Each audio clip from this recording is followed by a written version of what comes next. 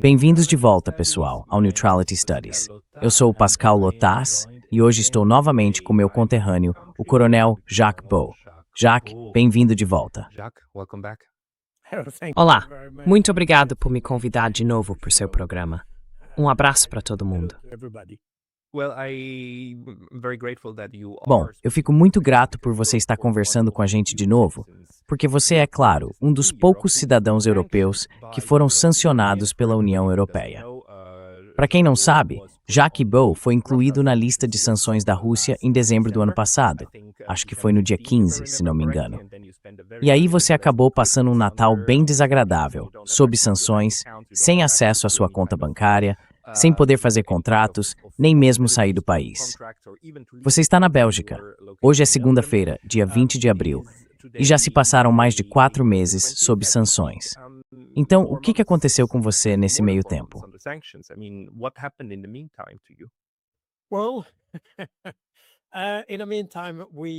Bom, enquanto isso, a gente entrou com um pedido para ser retirado da lista de sanções. Fizemos isso no começo de março. Até agora não recebemos nenhuma resposta. Então recorremos ao Tribunal de Justiça da União Europeia, lembrando que a decisão de me colocar na lista de sanções não foi uma decisão judicial, e sim política. Isso significa que não existe um processo normal de apelação, como acontece num procedimento judicial comum. Estamos contestando uma decisão política por meio de instituições judiciais. É algo bem particular, porque a decisão de me colocar sob sanções foi extrajudicial. O que quer dizer que eu, de forma alguma, violei qualquer lei.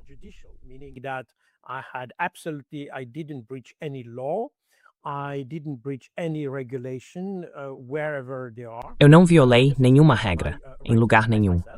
Eu apenas exerci meu direito de me expressar.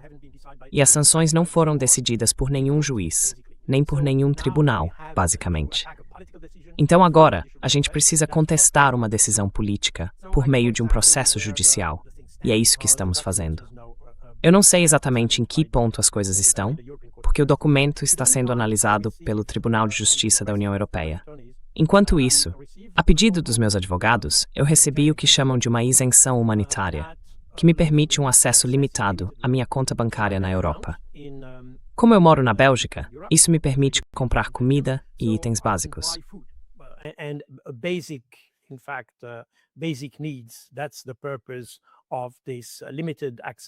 Esse é o motivo desse acesso limitado à minha conta bancária.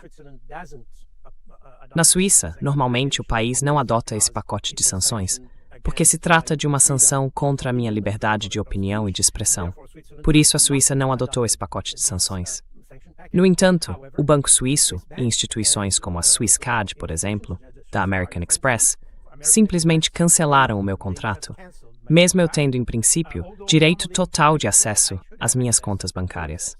O meu banco também congelou a minha conta na Suíça, e isso só foi parcialmente restabelecido depois da ação do meu advogado, porque essa não foi uma decisão do governo suíço.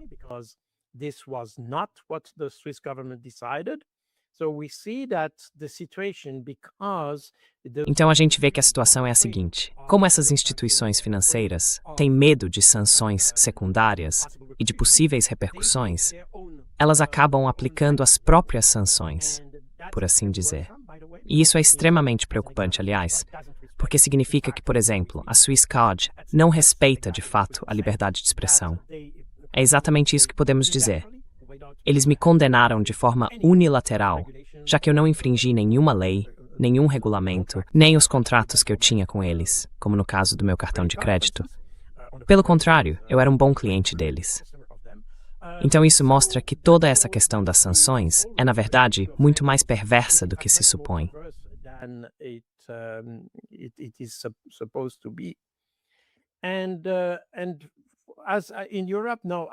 E na Europa, não. Eu vivo mais ou menos normalmente.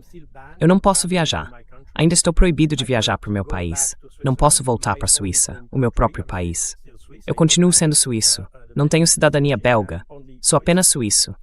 E se eu tentasse fugir, o que provavelmente seria tecnicamente possível, eu não poderia voltar para minha casa de verdade, para o meu apartamento, nem nada disso. Então é essa a situação. Eu estou mais ou menos preso, Tô em prisão domiciliar, se quiser chamar assim, na Bélgica. É isso que dá pra dizer. E, de novo, tô proibido de usar qualquer cartão de crédito e coisas do tipo. Então, tenho uma capacidade bem limitada de viver. Mas as minhas necessidades básicas estão cobertas. Essa é a situação.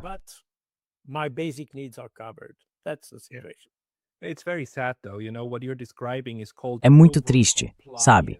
O que você está descrevendo se chama excesso de conformidade, e isso é uma das consequências não intencionais. Já se sabe bem que sanções levam as instituições a exagerar no cumprimento das regras, inclusive instituições que estão na Suíça. Mas, como elas querem fazer negócios com a União Europeia, precisam lidar com a União Europeia, certo? Existem acordos de câmbio e várias outras coisas, e por aí vai.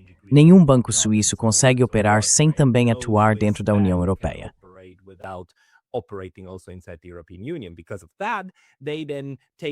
Por causa disso, eles acabam escolhendo o caminho mais seguro, que é simplesmente cancelar todas as suas contas e tudo o que você tem. Fazem isso para garantir que vão continuar sempre do lado certo. O departamento jurídico deles vai dizer por precaução que é mais seguro agir assim do que correr qualquer risco no futuro. E foi exatamente isso que aconteceu com muita gente sob sanções, inclusive com as sanções ao Irã e com outros países sancionados. O excesso de conformidade faz parte do pacote inteiro que vem junto com isso. E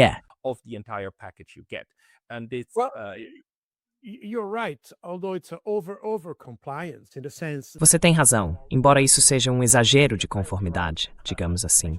No meu caso, não estou falando sobre as sanções ao Irã, mais especificamente no meu caso, quando a Suíça protestou contra a União Europeia, no dia 9 de janeiro, a Suíça apresentou um protesto, uma espécie de demarche, basicamente, à União Europeia, contestando as sanções impostas a mim. Primeiro, por falta de devido processo legal, e segundo, por violação da minha liberdade de expressão. E, nesse sentido, o Banco Suíço e os cartões suíços da American Express estão, na verdade, desrespeitando até mesmo a decisão suíça. Isso também precisa ser dito. É extremamente preocupante ver essas instituições agindo sem qualquer base legal. Elas chegaram a reter bens que eu possuía. Não quero entrar em detalhes, mas isso acabou anulando os créditos que eu tinha com eles.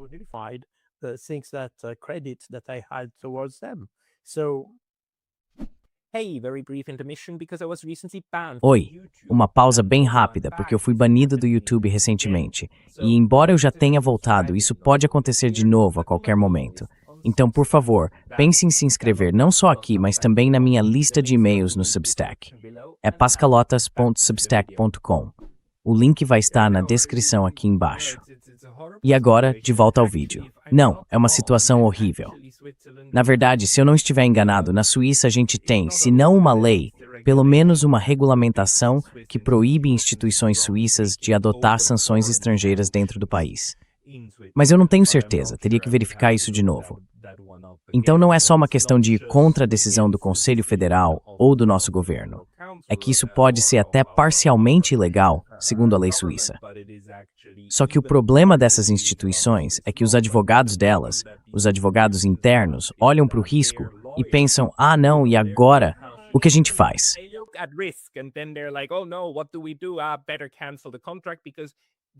É melhor cancelar o contrato, porque eles não são obrigados a ter um contrato com você. Mas isso, claro, abre uma verdadeira caixa de Pandora. E o fato de você estar exposto a isso faz parte da ideia, de causar o máximo de incômodo possível. Mas a União Europeia já chegou a conversar com você e dizer o que gostaria que você fizesse para que as sanções fossem suspensas. Porque oficialmente as sanções não são uma punição, certo? Elas são uma medida educativa para te ensinar a corrigir o seu comportamento ilegal. Existe um comportamento ilegal que você estaria praticando e eles não querem ver isso. Então te ensinam a não fazer o que eles não aprovam. Eles já chegaram a te dizer de forma clara o que você teria que fazer para ser retirado da lista?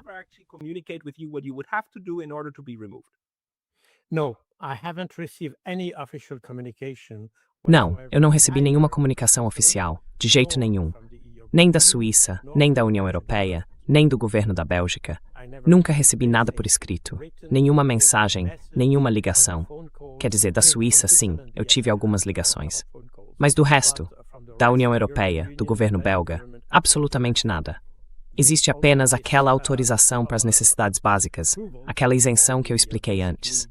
Mas isso foi resultado do pedido dos meus advogados, e eles falaram com os meus advogados. Comigo, pessoalmente, nunca entraram em contato de forma alguma. Então é isso.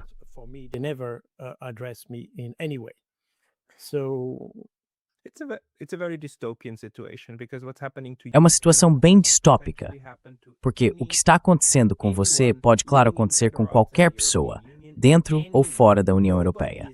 Qualquer pessoa. Ninguém está a salvo, porque o Conselho Europeu, que foi quem adotou as sanções, tem o direito legal de aplicar isso a quem quiser, quando quiser. E isso é realmente, quer dizer, isso não deveria ser possível em uma sociedade democrática. Mas infelizmente é.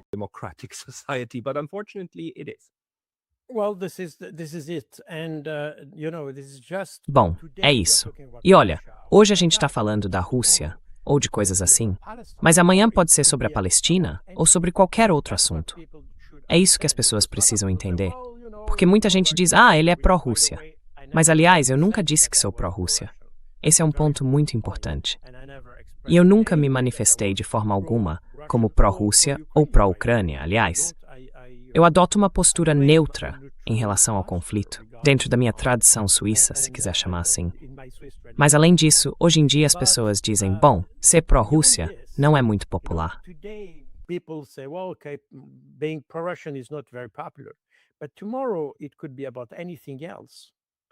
Mas amanhã pode ser sobre qualquer outra coisa.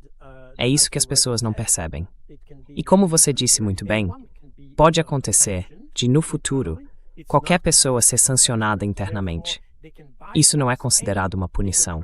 Por isso, eles conseguem contornar qualquer estrutura legal, porque é uma decisão política. E é por isso que se chama extrajudicial. Extrajudicial quer dizer que está fora do sistema judiciário que a gente tem. Então, todas as leis que temos, os direitos humanos e tudo mais, são ignorados por causa de uma decisão política. Isso é o que chama a atenção. E isso significa que o Conselho da União Europeia, que decidiu sobre as sanções, basicamente nem sabia por que eu tinha sido sancionado.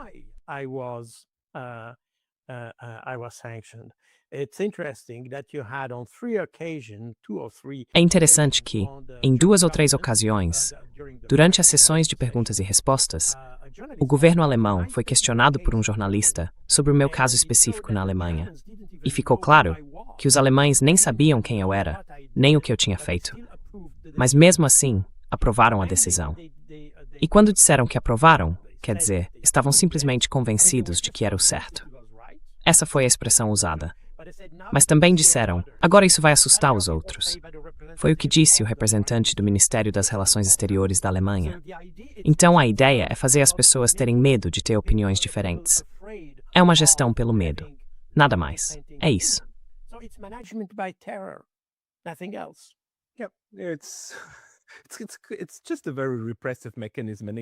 É um mecanismo muito repressivo e, aliás, impressionante, vindo justamente de pessoas que gritam aos 4 ventos que estão no poder para proteger o sistema democrático. Mas, bom, a essa altura, a gente já conhece bem a duplicidade desse pessoal. E alguns deles, para ser sincero, nem são inteligentes o bastante para entender o que estão fazendo.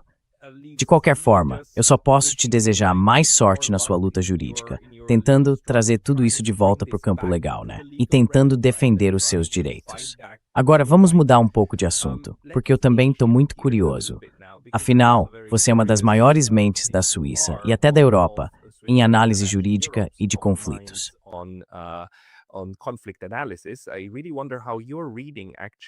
Eu fico realmente curioso para saber como você está interpretando na prática a situação dessa guerra entre Estados Unidos, Israel e Irã.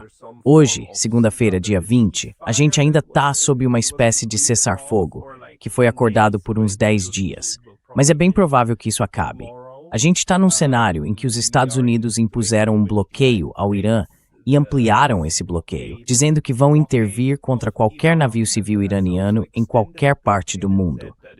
Basicamente, estão proibindo o Irã de ter qualquer tipo de comércio marítimo, alegando que controlam as águas internacionais e, portanto, que elas pertencem a eles.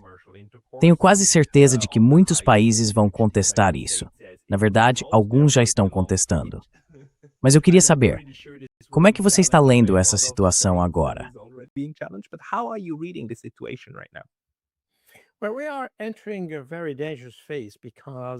Olha, a gente está entrando numa fase muito perigosa, porque tem pessoas com expectativas, digamos, exageradas. Especialmente o Donald Trump, que começou essa guerra sem prever que ela duraria mais do que ele imaginava. Ele contava com resultados muito rápidos. E, na verdade, é isso que ele quer, resultados rápidos. Esse é o problema. A gente já viu isso nas várias chamadas negociações que ele conduziu em diferentes conflitos. Ele resolveu tudo em poucos dias, sabe? Mas a gente sabe que esses conflitos, na verdade, exigiriam negociações que durariam semanas, meses, talvez até anos, para chegar a uma solução duradoura e de longo prazo. Só que ele quer resultados imediatos, porque quer mostrar o quanto ele é bom.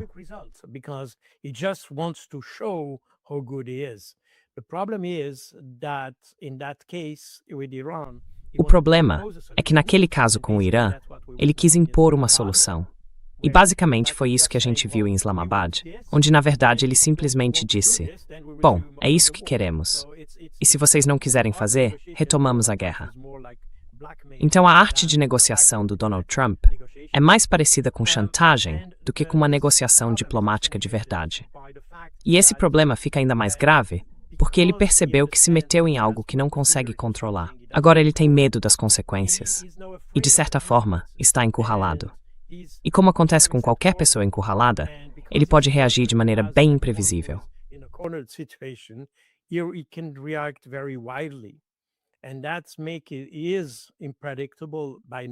E isso é imprevisível por natureza.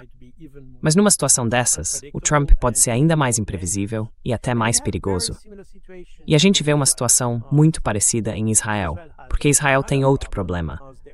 Eles claramente mentiram para os Estados Unidos para tentar convencer o governo americano de que seria um ótimo momento para atacar o Irã. Disseram que o Irã estava institucionalmente fraco e que uma operação rápida contra o regime desestabilizaria o país e traria uma vitória fácil, digamos assim. E agora, as relações entre Israel e os Estados Unidos estão sendo muito debatidas, especialmente dentro dos próprios Estados Unidos. As pessoas estão realmente questionando a natureza dessa relação. Se Israel é ou não uma relação tóxica.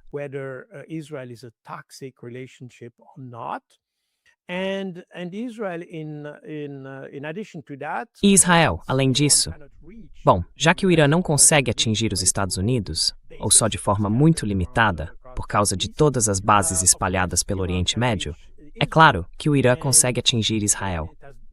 E o Irã já demonstrou isso, e não foi a primeira vez, aliás, porque vimos isso em 2024 e em 2025, que ele foi capaz, de fato, não de contornar, mas de atravessar aquelas defesas aéreas, incluindo o Domo de Ferro, o sistema Arrow, o estilingue de Davi e outros sistemas de defesa. O Irã tem capacidade técnica para atravessar essas defesas e, com isso, deixar Israel praticamente desprotegido contra esses ataques. Ou seja, aquela supremacia tecnológica de Israel, que era quase mítica no Oriente Médio, desabou completamente.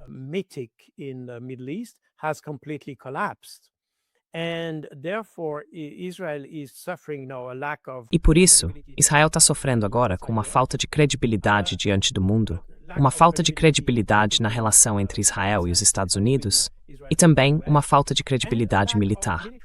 Até agora, todo mundo temia Israel, porque acreditava, e era assim que o próprio país se apresentava, que ele era invulnerável. Mas agora todos veem que Israel não é invulnerável. Além disso, há também uma perda de credibilidade dos Estados Unidos perante seus aliados, porque vimos que, apesar do número de bases americanas espalhadas pelo Oriente Médio, apesar dos sistemas de defesa aérea, de alerta antecipado e tudo mais, os Estados Unidos não conseguiram defender nem Israel, nem seus amigos árabes.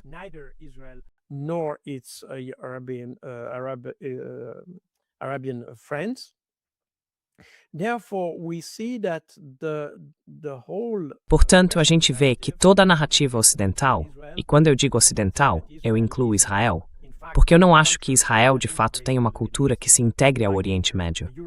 Por natureza, é uma cultura europeia, não uma cultura do Oriente Médio. De qualquer forma, toda essa narrativa ocidental está desmoronando com isso. E a gente vê que o Irã é, na verdade, um país muito mais forte. Vemos que o Irã não está isolado. A gente vê exatamente o mesmo que vimos com a China e com a Rússia. Esses países não estão sozinhos. Claro, militarmente eles agem por conta própria, mas têm um forte apoio de outros atores, podemos dizer, dos países do BRICS, se quiser. We could say BRIC actors if you want, but essentially we are. Mas essencialmente, a gente está agora, de certa forma, dentro desse esquema de choque de civilizações. Ou seja, não é mais um confronto entre sistemas políticos, como foi durante a Guerra Fria, e sim um confronto entre diferentes maneiras de entender o mundo. De um lado, há quem veja um mundo mais multipolar, onde todos têm algo a contribuir para a comunidade. Do outro, o mundo ocidental, que ainda se apega aos seus antigos princípios de hegemonia. Alguns poderiam chamar isso de imperialismo. Eu não sei se o termo ainda se aplica hoje, mas é o termo que podemos usar. No fundo, essa velha visão do Ocidente em relação ao resto do mundo. Então estamos realmente vivendo esse choque de civilizações de fato. Será que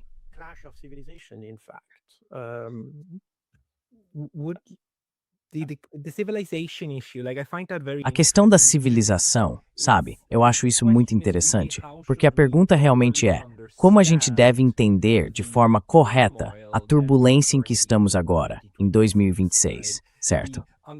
Entender as mudanças e os deslocamentos das grandes potências depois que tudo já aconteceu, 20 ou 25 anos mais tarde, é muito mais fácil, né? Porque dá para olhar para trás e ver o que veio depois. Mas enquanto a gente está no meio da turbulência, é muito, muito difícil. Tem gente dizendo que isso já faz parte de um sistema de Terceira Guerra Mundial, onde tudo desmorona e as regras viram algo bem anárquico. Tem gente chamando de uma Segunda Guerra Fria. E também existe o quadro do chamado choque de civilizações.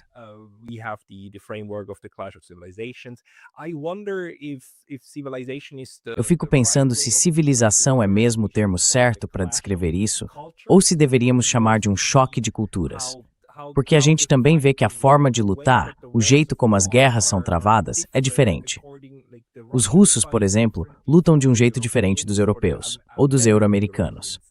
Os russos, ou melhor, o que o Richard Sakwa costuma chamar de Ocidente político, esse grupo que meio que se pertence, uma extensão um do outro. E os iranianos também lutam de um jeito bem diferente, né?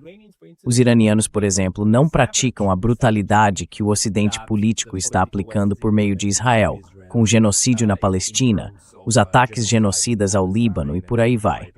Por que você acha que o termo civilização é o que melhor define esse momento? The term civilization captures this moment best. Well, you know, I'm a Cold Warrior. Olha, eu sou um guerreiro da Guerra Fria. Eu servi na Itália durante a Guerra Fria. Naquela época, a gente lutava contra um sistema. Para simplificar, nós não queríamos ter o sistema comunista nos nossos países. E o Pacto de Varsóvia, o mundo comunista, não queria ter uma sociedade de tipo imperialista. A luta era entre sistemas. Durante a Guerra Fria, nós lutávamos contra a União Soviética, não contra o povo soviético. Hoje nós lutamos contra os russos, entende? Essa é a diferença. It's sanções contra os Estados da Rússia. We sanction on citizens of Russia. We sanction Russian journalists and things like that. A gente sanciona jornalistas russos e coisas desse tipo.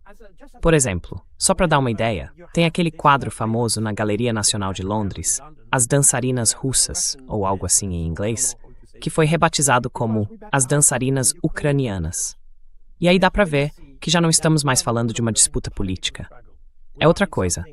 Quando na França, por exemplo, um banco pode negar uma conta, ou até encerrar uma conta, só porque o seu nome soa russo, só porque o nome é suíço.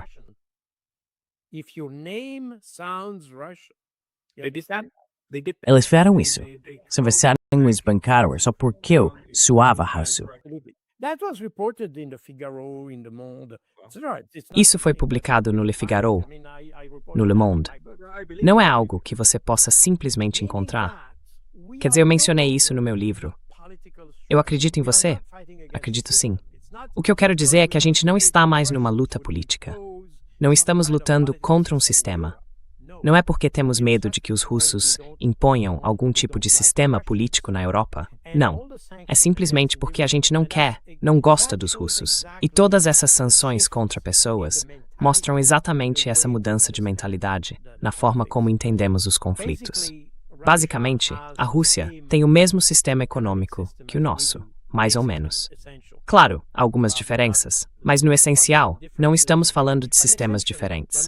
Não é que existe uma economia planejada de um lado e uma economia liberal do outro. Nada disso. Então, não é contra o sistema que estamos lutando. So it's not against the system that we are fighting. We are just fighting, and even we can even go further if you. A gente está simplesmente lutando. E podemos ir ainda mais longe. Se você ouvir os comentaristas dizem que lutamos contra o Putin, ou seja, contra uma pessoa, durante a Guerra Fria, a gente não lutava contra o Brezhnev, nem contra o Andropov ou qualquer outro. Lutávamos contra um sistema. E é por isso que eu digo isso. Podemos brincar com as palavras, falar de cultura, falar de civilização.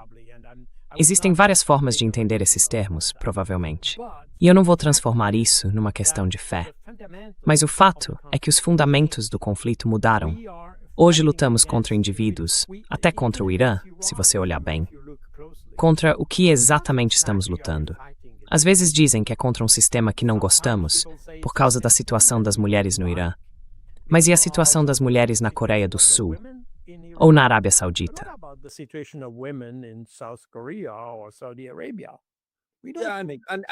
E estamos perfeitamente satisfeitos com isso, já que o Unicef divulgou os números há 2 dias. Estamos perfeitamente satisfeitos com Israel matando, em média, 47 mulheres por dia. See it, right? Isso é perfeitamente aceitável. Isso se chama legítima defesa. Tudo bem.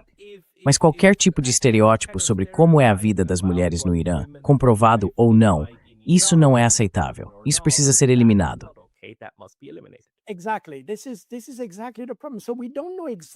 Exatamente.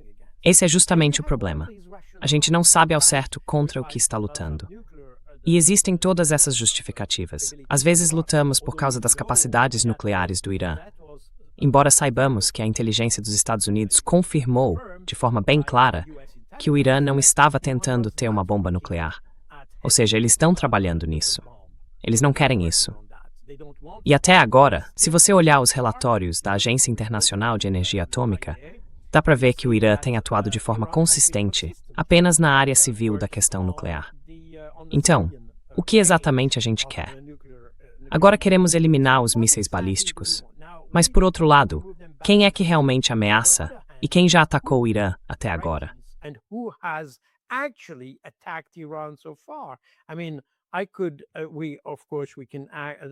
Quer dizer, claro, a gente pode falar sobre os diferentes ataques que tivemos desde 2024, como eu mencionei antes.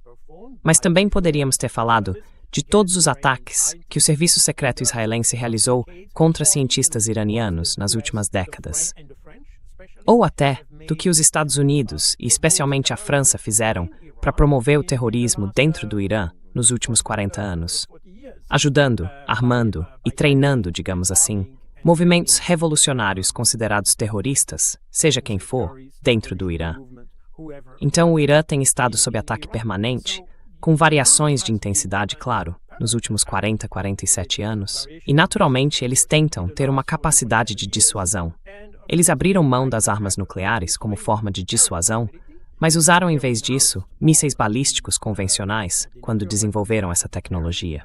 E claro, o Estreito de Hormuz, que eles sempre disseram, se vocês nos atacarem, nós bloqueamos o Estreito de Hormuz. É, digamos, a versão deles da bomba nuclear, se quiser colocar assim.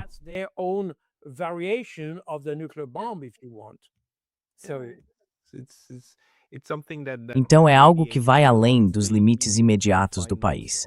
Mas deixa eu te fazer 2 perguntas, porque isso está na minha cabeça agora. A primeira é sobre essa questão do que nos motiva nós, do chamado Ocidente político. Quando se trata da Rússia, existe essa palavra russofobia. Mas eu acho que não é uma boa palavra, porque fobia implica medo. E eu não vejo medo. Eu vejo ódio. Eu vejo ódio por tudo que é russo. Desprezo por qualquer coisa russa e uma vontade de erradicar isso. E o mesmo acontece com o Irã, como se fosse para erradicar o Irã, entende? E tudo isso, claro, é atribuído ao sistema, ao regime político, como eles costumam dizer. Eles nunca chamam de governo, sempre chamam de regime.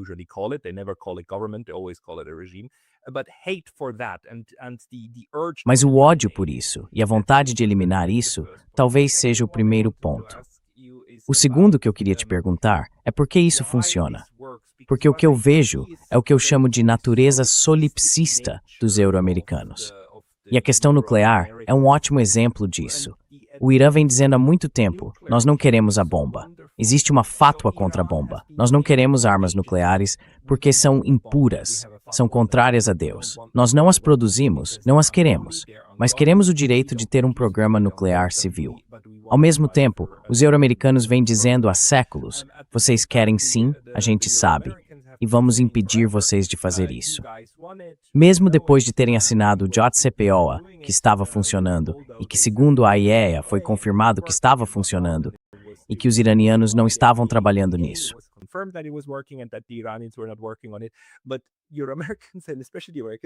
Mas os euro-americanos, e especialmente os americanos, continuam fingindo que não, que é isso mesmo que eles querem.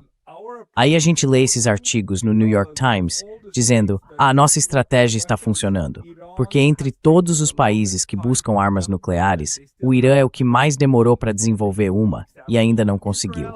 E então eles citam o exemplo de Israel, do Paquistão, da Índia e da Coreia do Norte, que desenvolveram armas nucleares ilegalmente, contrariando o Tratado de Não Proliferação. E concluem, tá vendo? O que estamos fazendo está dando certo. É como se estivessem conversando com alguém que nunca falou de verdade com o outro lado. E é assim que eles se convencem de que estão certos. Desculpa, são duas perguntas diferentes, mas o que você acha disso?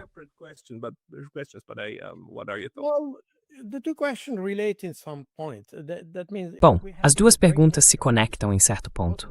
Isso quer dizer que fomos condicionados a pensar de uma certa forma sobre esses países, tanto a Rússia quanto o Irã. Para muita gente, o Irã representa o pior lado, ou melhor, o rosto mais terrível do Islã. Mas se a gente olhar com atenção, vai ver que o islamismo xiita é, na verdade, bem mais liberal do que o sunita. E a sociedade iraniana é muito mais aberta do que as sociedades sunitas, especialmente onde o Islã é aplicado de forma muito rigorosa, como na Península Arábica. Então não existe uma visão realmente objetiva sobre o que é o Irã.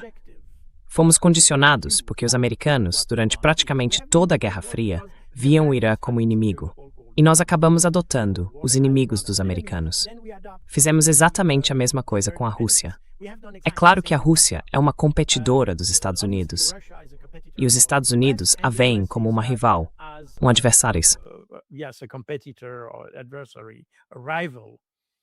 Mas isso não é o que eu hope.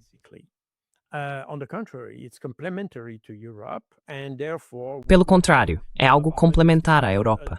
E por isso, poderíamos ter desenvolvido discussões e relações mais harmoniosas. O problema é que na Europa, e eu vivi isso pessoalmente quando estava na OTAN, conversando com outros oficiais, outros coronéis da chamada Velha Europa, quero dizer, França, Itália, Espanha, enfim, o que Donald Rumsfeld chamava de Velha Europa, todos tinham a mesma impressão, a de que a OTAN estava dando mais espaço para a nova Europa. Ou seja, os países bálticos, a Polônia e outros que entraram na OTAN mais recentemente, e que de fato tinham laços mais fortes com os Estados Unidos. E vale lembrar que foi o próprio Donald Rumsfeld quem fez essa distinção entre Velha e Nova Europa, na época das discussões sobre a Guerra do Iraque.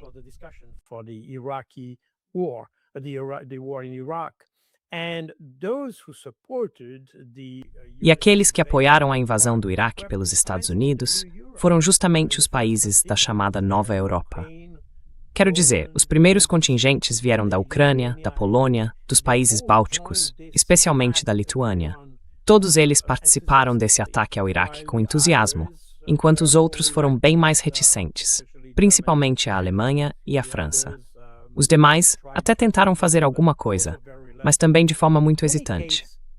De qualquer forma, a gente vê que a influência da Nova Europa nas instituições internacionais europeias, como a OTAN e a União Europeia, aumentou porque esses países eram pró-Estados Unidos. E por isso mesmo, os Estados Unidos incentivaram esse movimento, já que era o cavalo de Troia deles, dentro dessas organizações.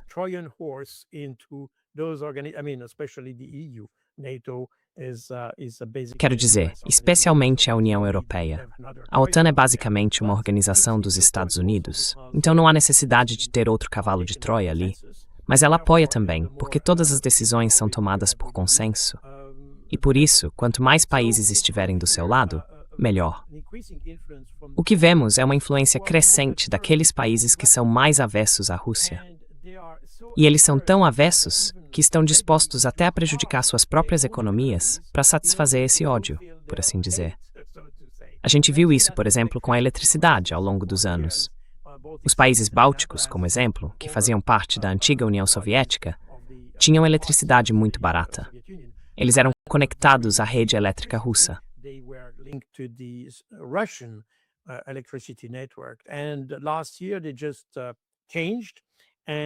E no ano passado eles mudaram tudo. Se conectaram a uma rede elétrica europeia que custou centenas de milhões de euros, aliás. E agora pagam pela eletricidade 2 ou 3 vezes o preço que pagavam aos russos. Então a gente realmente não entende qual era a necessidade disso, porque os russos nunca ameaçaram cortar o fornecimento de energia para esses países. É exatamente a mesma coisa que acontece com o gás liquefeito. Estamos vivendo um tipo de ódio que vai além da racionalidade. Vai além da racionalidade econômica. E hoje, com esse conflito, com o problema em Hormuz e tudo mais, dá para ver que tudo isso chega a uma realidade muito dura.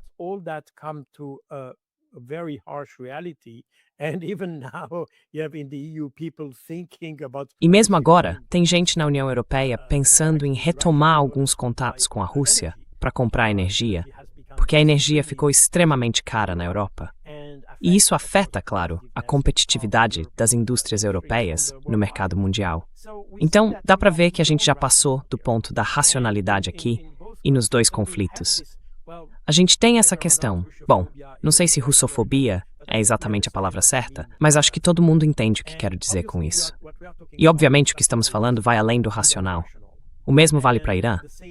O problema que a gente tem hoje na Europa é que não gostamos do Trump.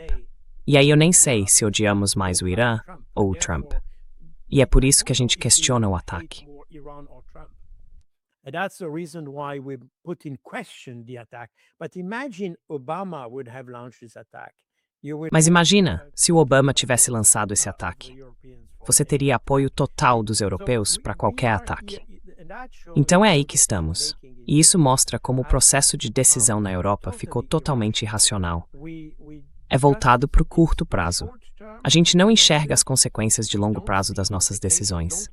Dá para ver que as decisões nem se baseiam em informações de inteligência. E como eu já expliquei antes, quando o assunto é nuclear, e isso se repete, se você ouvir o ministro das Relações Exteriores da França, por exemplo, ele volta e meia traz de novo essa questão nuclear sobre o Irã. Embora a inteligência dos Estados Unidos tenha dito que eles não têm bomba, que eles não querem uma bomba. Exatamente, a gente sabe disso. Se tivéssemos um processo racional de tomada de decisão, com avaliação de inteligência e tudo mais, diríamos, ok, então a questão nuclear não é um problema.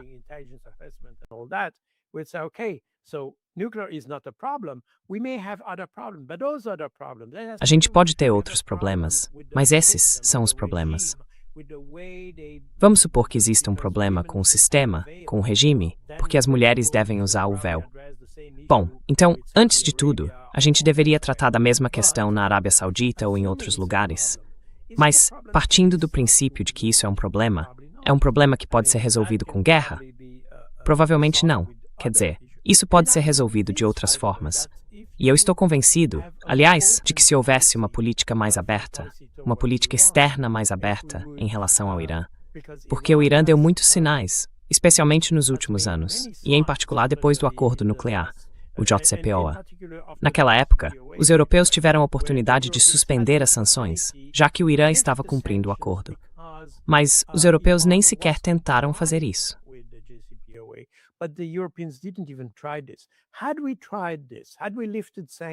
Se a gente tivesse tentado isso, se tivéssemos suspendido as sanções, se tivéssemos melhorado nossa relação com o Irã, Isso teria ajudado todo o sistema. O regime inteiro, o chamado regime, provavelmente teria se tornado mais flexível. Mas hoje o clima no Irã é outro, assim como na Rússia, aliás, porque eles se sentem ameaçados. Sentem que existe uma ameaça existencial contra eles. E isso acabou fortalecendo o chamado regime. Fortaleceu a disposição de lutar contra o Ocidente. Fortaleceu, inclusive, e a gente tem documentos que mostram isso, dá para ver no Irã, até nas redes sociais, que aquelas mulheres que protestaram em janeiro, hoje, estão completamente ao lado do governo.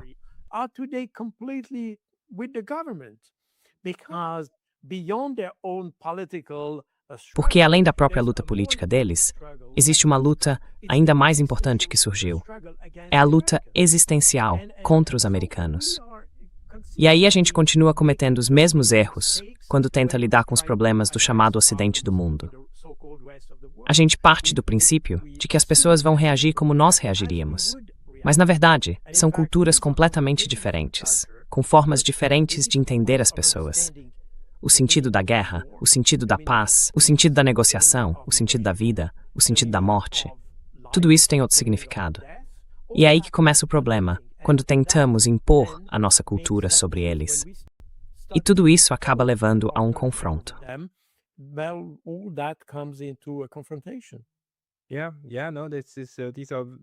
Sim, não. Essas são observações muito importantes. Um ex-aluno meu me perguntou recentemente por que os iranianos não parecem derrotados com o fato de o líder supremo deles ter sido morto pelos americanos. Porque isso não é um momento tipo Adolf Hitler, sabe, quando ele se mata no bunker e aí basicamente tudo acaba. E a resposta é não.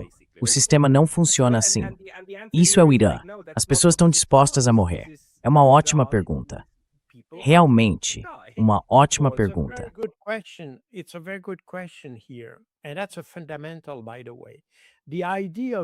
E isso é fundamental, aliás. A ideia de vitória no mundo muçulmano é completamente diferente da noção de vitória no Ocidente. No Ocidente, você vence quando destrói o inimigo. No mundo muçulmano, você vence quando não desiste. Então, a vitória para um muçulmano é uma vitória sobre si mesmo, não sobre o inimigo. Não é o número de pessoas que você destrói que define se você é vencedor ou não. A vitória é definida pelo fato de você não desistir, e isso é extremamente importante. Também é importante, por exemplo, na luta palestina. É por isso que eles não têm medo de morrer.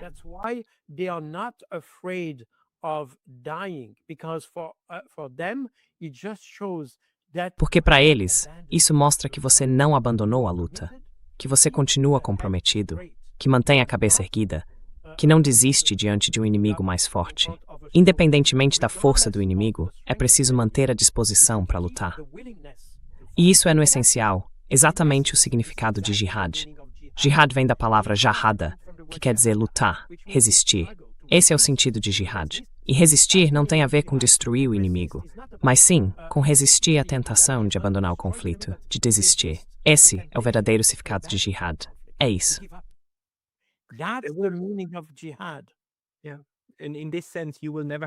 E nesse sentido, você nunca vai ter um momento tipo Vercingetorix, em que o outro lado vai te exibir por aí porque você desistiu, porque se rendeu, certo? E depois te levariam para Roma, para te mostrar em público e te executar na praça principal. Não. Você vai morrer como Yahya Sinwar morreu em Gaza.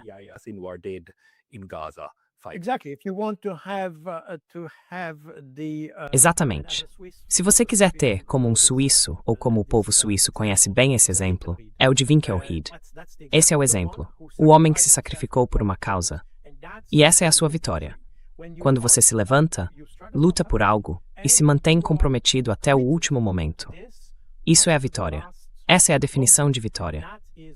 E essas duas definições diferentes de vitória são só um exemplo de como, e é por isso que escrevi vários livros sobre guerra assimétrica.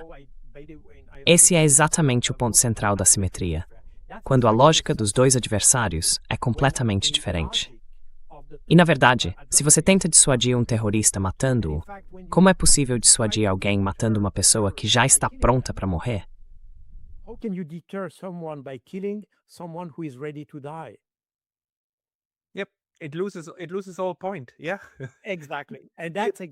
Perde completamente o sentido. Exato. E é justamente isso. essa é a essência da guerra assimétrica. Numa guerra assimétrica, os dois lados seguem a mesma lógica, têm a mesma forma de pensar, a mesma cultura básica de guerra. Quando é uma guerra assimétrica, cada lado opera com princípios diferentes, com lógicas diferentes. E é exatamente isso que acontece. É por isso, porque os israelenses nunca entenderam isso, que esse é o único país, aliás, que ainda fala em terrorismo depois de mais de 80 anos. Porque eles não conseguiram compreender a lógica fundamental da resistência palestina. E é aí que está a força dos palestinos. É exatamente isso.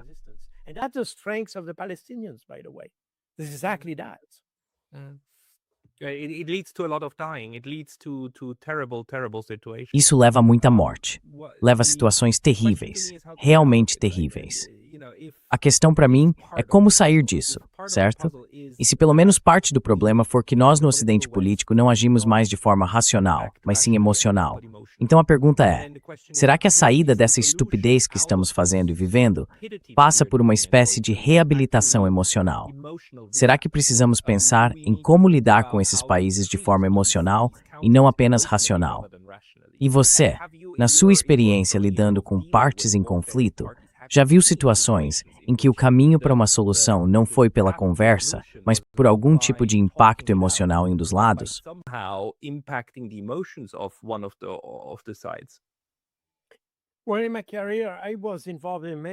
Olha, na minha carreira, eu estive envolvido em vários conflitos menores na África, no norte da África e por aí vai. E até tive atividades de mediação e coisas desse tipo. Mas, felizmente, eu lidava com pessoas que tinham uma certa abordagem racional em relação ao conflito. Quando a gente fala do Ocidente, eu acho que é aí que a coisa muda. Especialmente desde o começo dos anos 2000, passou a existir uma abordagem muito, mas muito emocional em relação, primeiro, ao terrorismo e a tudo isso. E isso complica demais, porque acabou se transformando, e dá para ver isso em países como a França, por exemplo, numa questão interna. As pessoas passam a se odiar porque todo muçulmano é visto como terrorista, e esse tipo de visão simplista.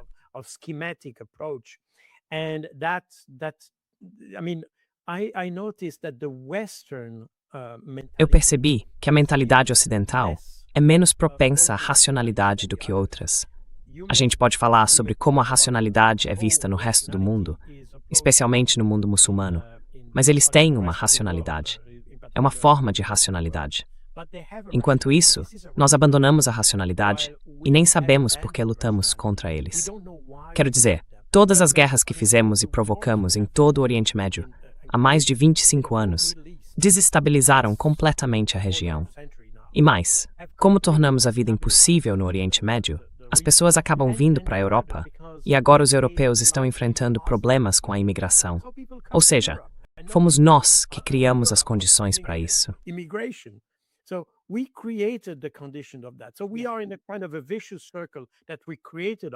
Então, a gente está num tipo de círculo vicioso que nós mesmos criamos. E não tem ninguém, realmente ninguém, no Ocidente, especialmente nas posições de liderança. Talvez em alguns partidos, em alguns países, existam pessoas que percebem esse círculo vicioso em que estamos. Mas entre as lideranças que temos hoje na Europa e nos países europeus, parece que as pessoas não entendem isso. Elas tendem a aumentar o conflito, porque se não encontram uma solução, e aí voltamos à situação que temos no Irã, elas não conseguem resolver o problema que elas mesmas criaram. E em vez de recuar e dizer, tá bom, cometemos um erro, fazem o contrário.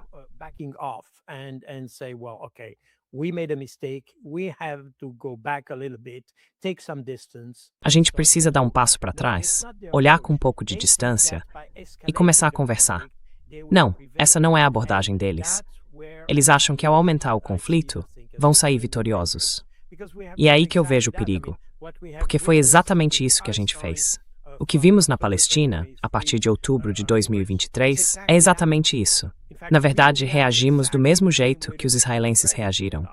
Não com a mesma intensidade. Dá para discutir se foi mais ou menos. Mas em termos de vidas humanas, certamente foi menos do que aconteceu na Palestina. Mas de qualquer forma, é a mesma lógica. Em vez de tentar encontrar uma solução para uma situação que era previsível, a gente tende a reagir de forma exagerada.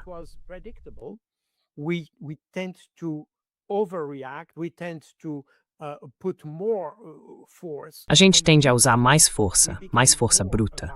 Ficamos mais violentos. Trazemos mais destruição porque achamos que aumentando o conflito vamos vencer. Mas isso é algo bem europeu, de certo modo, ou ocidental, porque os Estados Unidos também têm essa mesma mentalidade. Nossa ideia de vitória sempre se baseia no equilíbrio de forças. E é aí que está o problema. A gente não consegue antecipar as questões, nem prever o que vai acontecer. Agimos de forma emocional, irracional. E depois choramos, porque a situação sai do controle e achamos que precisamos escalar ainda mais. E é exatamente isso que acontece. Foi assim no passado, é assim no Líbano e em tantos outros lugares. Todas essas situações foram criadas por nós. Todas elas.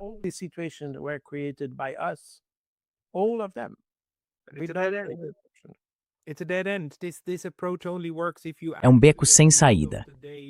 Essa estratégia só funciona se, no fim das contas, você realmente tiver vantagem na guerra convencional. E a gente não vive mais nesse mundo. É um beco sem saída. Quero dizer, toda a abordagem civilizacional do Ocidente político está nesse momento dentro de um beco sem saída. Então a questão é, a gente não está mais diante da parede. A gente já bateu na parede. E isso é meio novo, não é?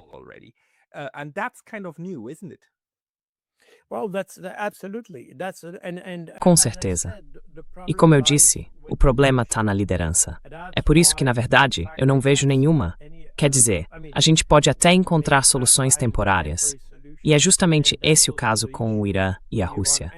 Eles sabem que uma solução temporária é só temporária. Isso quer dizer que o problema vai voltar em algum momento. E por isso, a menos que a gente mude a liderança, porque a nossa forma de pensar não vai mudar, a gente precisa mudar a liderança. Eu não vejo outra solução.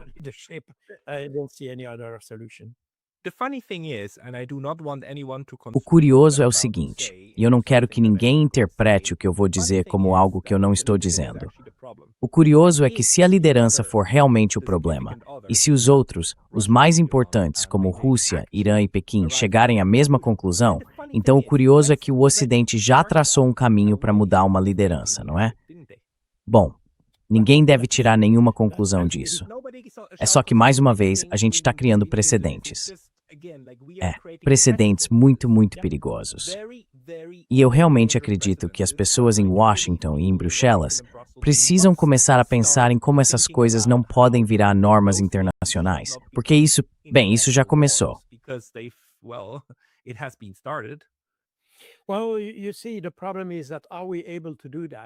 Olha, o problema é, será que a gente consegue fazer isso?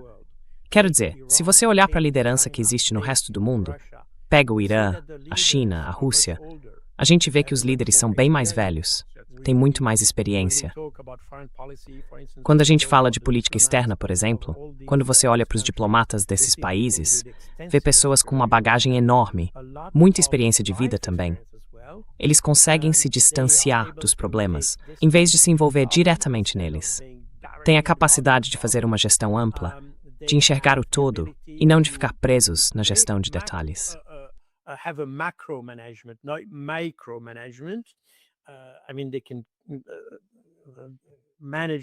Quero dizer, eles conseguem administrar as coisas de uma forma mais ampla, de cima, e não com uma gestão tática. Eles pensam de maneira estratégica, não tática. Já os nossos líderes tendem a ser líderes táticos. Eles não têm muita experiência, reagem muito rápido às situações, fazem muitas acusações e, aliás, tomam decisões baseadas nessas acusações. E a gente vê isso o tempo todo. A cultura deles é muito fraca. Também, dá para ver que nossos líderes têm pouca compreensão da história, pouco entendimento de outras culturas. Eles nunca viveram fora do país. Não têm muita experiência de convivência com outras civilizações.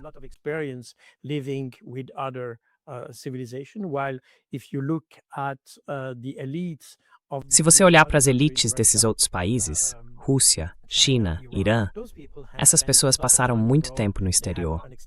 Elas têm uma cultura ampla, conhecem história, entendem outras culturas muito melhor do que a gente entende as deles.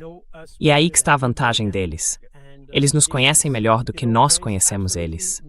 E isso, olha, não há dúvida nenhuma sobre isso.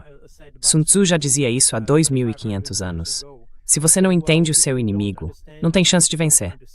E é exatamente isso. A gente não entende eles. A gente acha que entende. E esse é o problema. Bárbaros nos portões do Ocidente, meu amigo. Barbarians at the gate. At the western gates, my friend. Exatamente. Proteja-se dos bárbaros do Ocidente. Muito bem. Jacques, muito obrigado por tudo isso. Foi uma conversa muito produtiva. E para quem quiser te acompanhar, ler o que você escreve, para onde eu devo direcionar essas pessoas? Where should I point them to? Well, since my book may be Bom, como meu livro pode ser proibido em alguns países, embora ainda não exista nenhuma decisão da União Europeia sobre isso, alguns talvez tenham exagerado e cumprido demais essa ideia. De qualquer forma, a Amazon é sem dúvida a melhor fonte para quem quiser ter acesso aos meus livros no mundo todo. Eu escrevi vários livros, e o mais recente é esse que está aqui atrás de mim. Ele foi escrito em inglês para ajudar na busca pela paz na Ucrânia. Tenho outros livros relacionados ao Irã, como Governing by Fake News. Esse trata do conflito iraniano e da Operação Dilúvio de Al-Aqsa, que significa a Operação Palestina de 7 de outubro de 2023. Esse livro também explica o papel do Irã e toda a questão do Oriente Médio, baseada essencialmente no problema palestino. Mas todos eles estão em inglês. Alguns foram traduzidos para o italiano, o espanhol, o árabe, o chinês e o russo. Enfim, você vai encontrá-los em praticamente todos os idiomas. you find that in almost every language. So Pessoal, procurem os livros do Coronel Jacques Bode na Amazon. Joguem o nome dele no Google, coloquem na Amazon e vejam o que ele tem para oferecer. Ele é uma verdadeira fonte de conhecimento. É realmente fantástico e com certeza vamos te receber de novo em breve. Jacques Bode, muito obrigado pelo seu tempo hoje. Jacques Bode, thank you for your time today. Muito obrigado pelo convite. Agradeço de verdade. much.